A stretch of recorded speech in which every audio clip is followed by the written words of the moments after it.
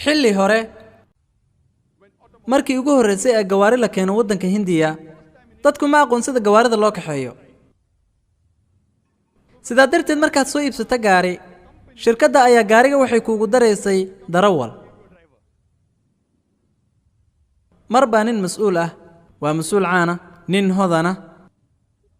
gaari buu iibsaday markii uu gaariga iibsaday shirkaddu waxay ugu dartay darawal subaxyada ka mid ah mas'uulkii wuxuu yiri waa ninkii hodanka ahaa ee milyaneerka ahaa darawalkiisa ayuu ku yiri xaaskayga ayaan suuqa wadayaa waxaan rabaa xaaska inaan wada si ay u soo dukaamaysato ee fadlan gaariga diyaari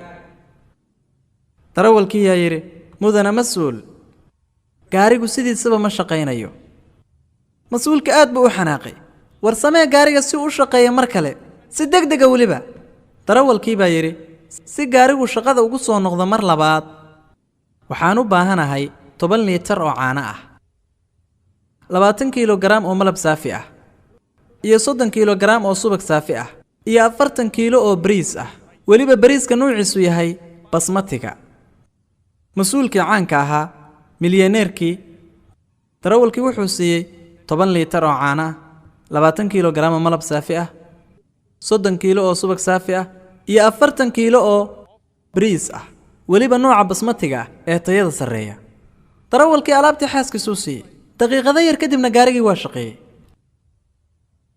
haddaba su'aal baan ku weydiinayaa haddii maanta darawalkaaga uu kugu yiraahdo si gaarigu mar kale shaqada ugu soo noqdo wuxuu u baahan yahay 10 litir oo caano ah iyo 20 kiilo malab saafi ah iyo 30 kiilo subag saafi ah iyo 40 kiilo bariis basmati ah maxaad ku samayn lahayd ma siin lahayd maxaad samayn lahayd shaqadaad ka cayrin lahayd xitaa haddaadan makaanig ahayn waad garanaysaa habka gaariga loo kaxeeyo si wacan ayaad u ogtahay in gaarigu uu ku shaqeeyo batrool ee uusan ku shaqeynin caano ama subag ama bariis si wacan baad arrintaas u ogtahay xitaa haddaadan makaanig ahayn waad ogtahay waxyaabaha asaaska u ah kaxaynta gaariga si lamida maanta